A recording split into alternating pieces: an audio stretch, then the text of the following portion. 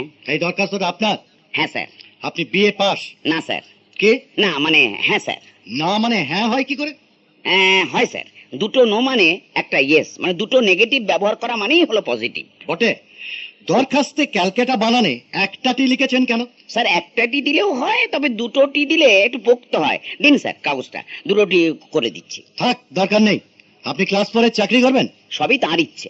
বিয়ের আর চাকরি পছন্দ হবে? সবই তার ইচ্ছে। তার ইচ্ছের কথা বাদ দিন, আপনার কি ইচ্ছে তাই বলুন। বলবো স্যার? হ্যাঁ বলুন।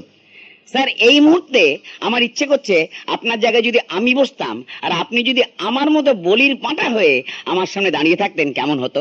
আপনার এই ইচ্ছেটির জন্য আপনার ইন্টারভিউ না নিয়ে এখনই আপনাকে বিদায় করে দিতে পারি, তা জানেন? বাহ, আপনি তো আমার ইচ্ছেটা জানতে চাইলেন স্যার।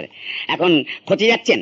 আপনার মুখ বেশ ভালোই চলে দেখছি। আগে হ্যাঁ, তবে এবার বোধহয় স্যার হাতও চলতে পারে। হোয়াট? না আপনাকে না স্যার, ব্যাপারটা কি জানেন, এই নিয়ে আমি 373টি